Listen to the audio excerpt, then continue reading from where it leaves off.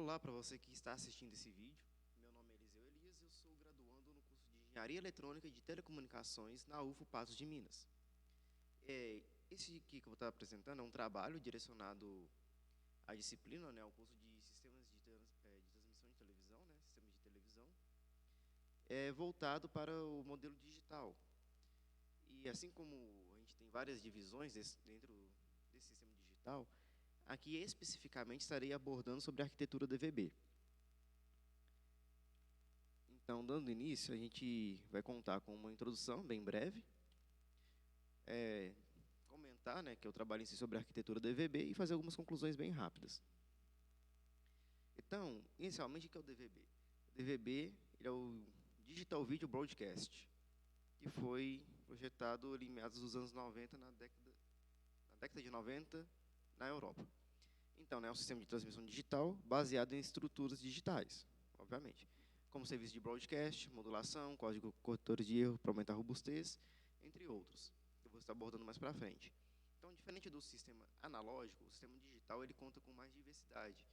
Você poder ser transportado em diversas frequências, além de ser um sistema mais robusto em si, pelas questões do padrão de modulação,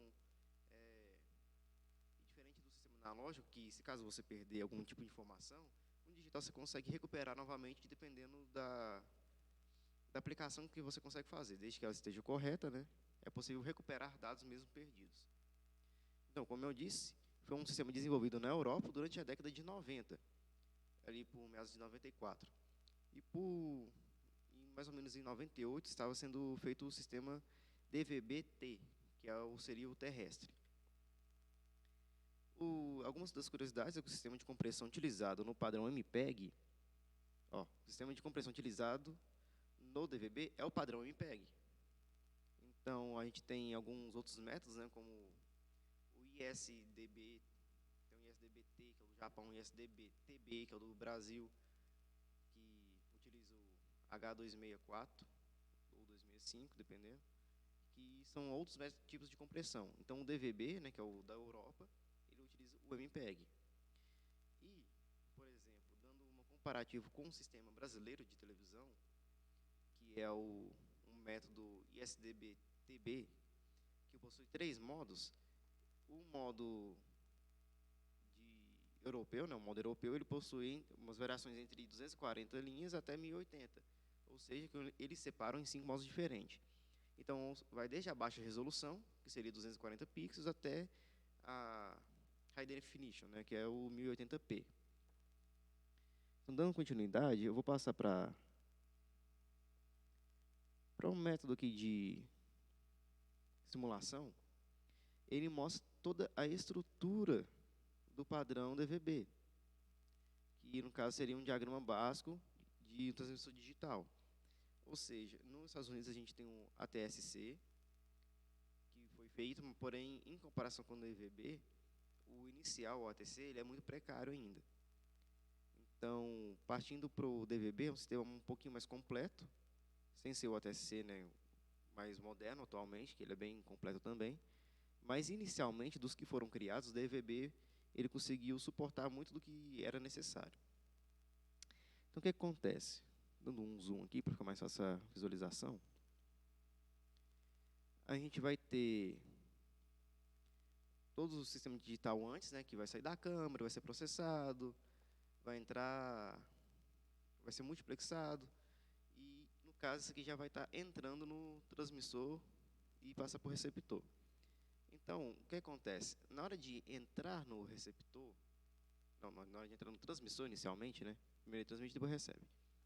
Na hora de entrar no transmissor, entra um fluxo ali, que chama TS ou BTS. No caso, ele é um pacotinho de dados que contém 188 bytes. Então, aqui, por isso que está esse integrador randômico aqui, de 188 por 1. É o tamanho do pacote. Isso aqui já é mais padrão. No caso, como está entrando 188, ele vai estar entrando um TS. E por que um TS? Porque um TS ele é definido por esse número de bytes. Na hora, vamos seguindo aqui, depois eu vou voltando. Então, daqui ele vai por um integrador de bit, né, que é a entrada, para poder calcular o erro. Então, ele vai pegar toda a entrada e depois vai pegar pela saída aqui, que eu vou chegar lá ainda, para poder tirar a estimativa do erro. Então, seguindo o fluxo aqui, vai entrar um TS e vai passar por um encoder, um Reed-Solomon, né, que vai entrar 188 e sai 204. Ou seja, vai adicionar um pacote de 16 bytes a mais. Para que é isso? Para reforçar a robustez do sistema, que é o que o Reed-Solomon faz, é um código corretor de erro. A partir disso aqui, vai sair um pacote de 204 bytes, ou seja, vai sair um BTS. Então, entra um TS, passa pelo Reed-Solomon, aumenta a robustez e sai um BTS. Aqui já é um quadrinho que mostra um entrelaçador convolucional. E aqui tem, na verdade, é um de intervalos, né? Convolucional de intervalos. Aqui tem um intervalo de I igual a 12. O que é esse I igual a 12? No sistema, quando a gente tem um método de transmissão ali, pode ser que o receptor, lá na entrada depois, ele consiga captar mais de uma onda, sendo que é da mesma frequência. Então, eu envio um sinal, aí a onda está viajando, pra cá, né? Aí eu envio um sinal, a onda está viajando, porém pode chegar a onda com os mesmos dados, porém um pouquinho mais atrasada. Isso, às vezes, pode ser por conta da reflexão, ou seja, multipercurso. Então, o que acontece? Esse igual a 12 aqui seria, acredito eu, o intervalo de espaçamento entre as portadoras piloto, que chama. Mais para frente, ali, na hora de fazer a recepção dos dados, né, vai ser necessário fazer uma estimativa do canal relacionada a esse multipercurso, justamente porque quando eu for comentar sobre a modulação, vai ficar mais fácil de entender. Por causa que ele envia vários pacotinhos ali de dados, tudo, e ele é modulado num certo formato, vai gerar alguns símbolos. Pelo multipercurso, esses símbolos eles embaralham muito. Então, eu preciso realizar um processo de probabilidade ali, estatística, né? Que ele vai conseguir ajeitar ali mais ou menos, da melhor forma possível, para poder receber esse sinal. E fazer com que ele seja decodificado de forma correta. Aqui já tem um código convolucional. Ele pode ser alterado de várias maneiras, né? Depende do estudo da operadora lá que está transmitindo, né, o canal. Pode ser de meio, pode ser de 3/4, 7/8, então 5/6, então é relativo. Porém, nesse caso aqui, desse sistema aqui, DVB, ele está sendo de 3/4, ou seja, a cada 3 bits que entra ali, ele é a nível de bit. A cada 3 bits ali que entram, sai 4. Ou seja, ele vai fazendo um entrelaçamento ali, isso é tudo padronizado, né, pelas normas, lá consta como deve ser. Então, a cada 3 bits que entra ali, sai 4. Ou seja, aqui atrás ele fez um Reed-Solomon para poder aumentar a robustez, e aqui ele está fazendo novamente, não um Reed-Solomon, mas um método de aumentar a eficácia de proteção do sistema.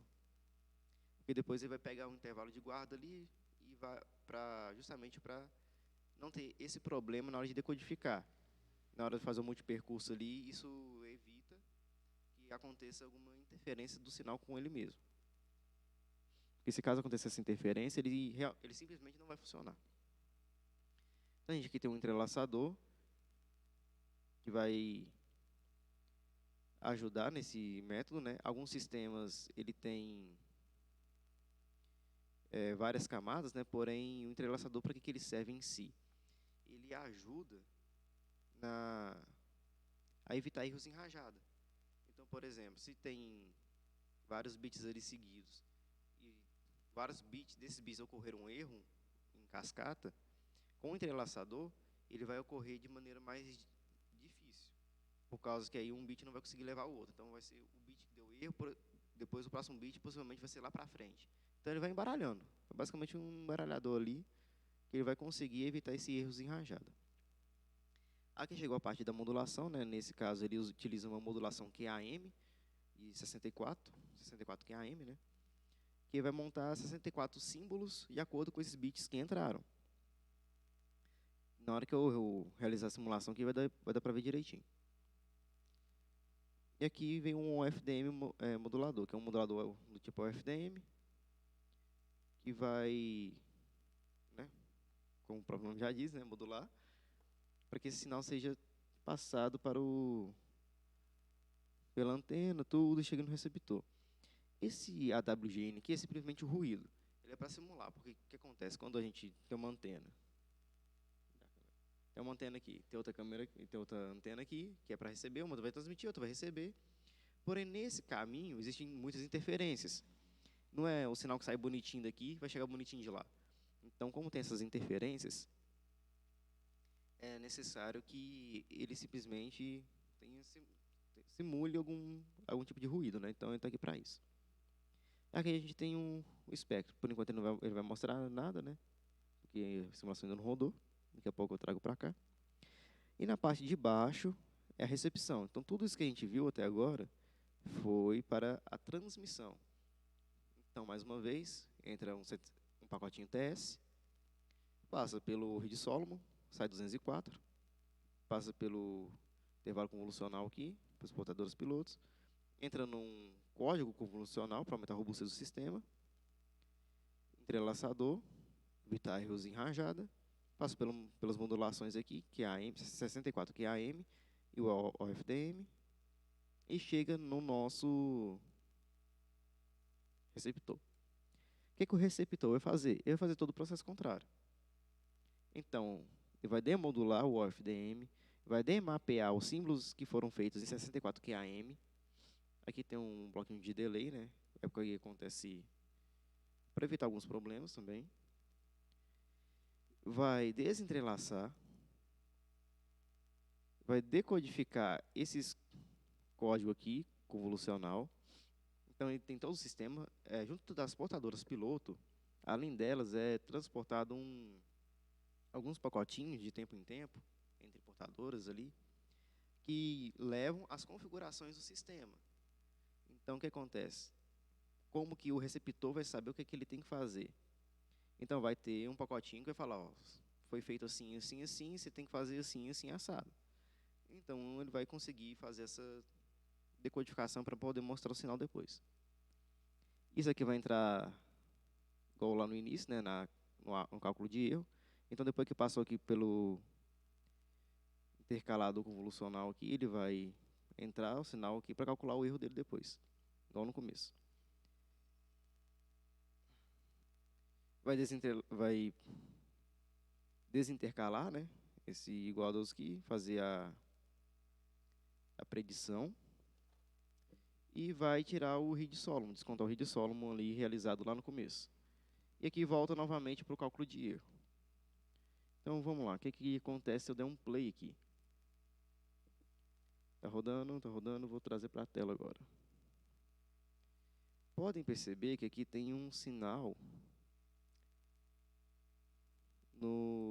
que seria o OFDM, o receptor OFDM. Deixa eu ver se eu consigo dar um zoom aqui.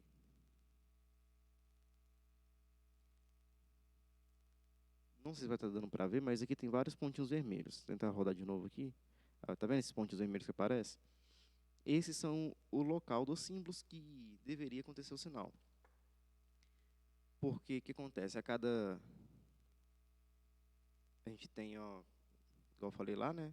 Entra um tanto de bits, bits, e são mapeados para o 64 QAM. Então aqui, teoricamente, a gente tem 1, 2, 3, 4, 5, 6, 7, 8. 1, 2, 3, 4, 5, 6, 7, 8. 8 linhas e 8 colunas, que dão 64. Que é exatamente do modulador, né? Porém, o mais correto, o que seria o mais correto de se acontecer? Cada pontinho desse aqui, tá vendo que tem um monte de pontinho disperso, estarem reunidos num ponto central aqui, que seria mais perto da cruz vermelha. E isso é onde garantiria que o sistema realmente está funcionando de maneira correta. Por que está assim tão disperso? Por conta do ruído. Depois eu vou tentar tirar o ruído aqui para ver se muda essa questão.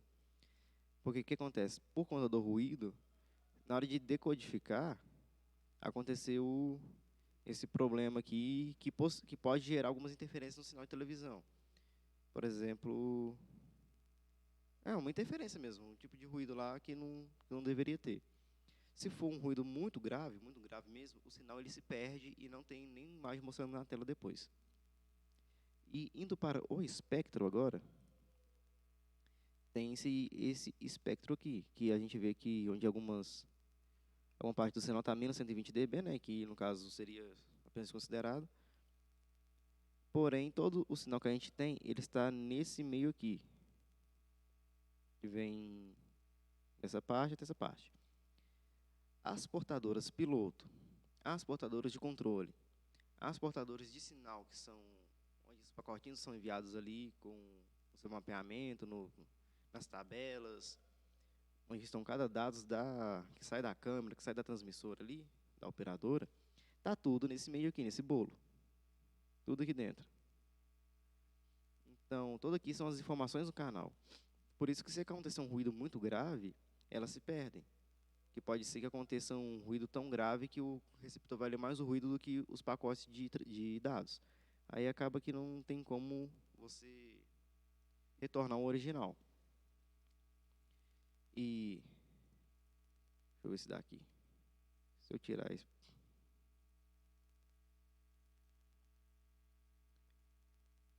Então, percebe-se que ao tirar o ruído, a gente não tem mais aquelas portadoras, aquelas bolinhas espalhadas, né? A gente tem a cruzinha aqui, e cada cruzinha aqui, ó, tá meio não sei se vai dar para ver, mas tem um pontinho em cada cruzinha, bem no meio dela. O que isso significa? Que, no caso, agora não tem ruído. A gente pode ver aqui que todo o sinal que a gente transportou lá do começo, agora está passando para o restante. Né? Então, não tem ruído nenhum. A gente pode ver que aqui, onde tinha menos 120 dB, era por conta do ruído, aquele decaimento. E agora não tem nada. Então, isso aqui estaria transportando de maneira perfeita, 100%. Mas a gente sabe que não é assim que acontece, né? Então, esse seria o modelo DVB de maneira bem breve, porque não dá tempo de aprofundar tanto, né, igual deveria ser. Porém, esse aqui é o padrão europeu e algumas conclusões que podem ser feitas. Ele é funcional? Sim, é um modelo funcional.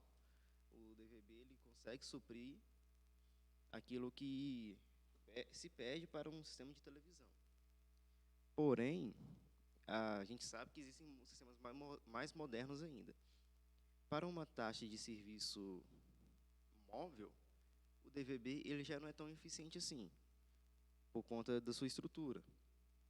Por exemplo, no padrão ISDB-TB, a gente tem a diferença de conter camadas ali hierárquicas, né? Então, a gente faz todo esse processo aqui, pode fazer ele 1, 2 a 3 vezes, né? Que seriam camadas A, B e C, e separar por segmentos, onde cada segmento ele tem uma largura de banda definida, e geralmente uma operadora pode definir, o segmento A, a camada A vai ter um segmento só, que vai definir basicamente a parte de baixa resolução. Então, essa baixa resolução seria destinada a dispositivos móveis. Aí tem a camada B, que vai ser alta resolução, que seria para televisão a cabo, televisão normal, por exemplo, que a gente assiste.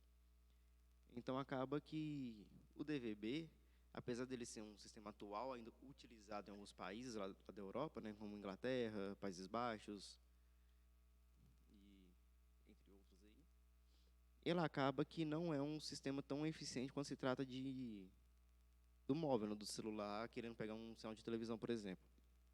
Mas ele é eficiente e tanto que é utilizado até hoje. O padrão americano, o padrão brasileiro e o japonês, eles também são bem eficientes, né, em si, conseguem comprimir mais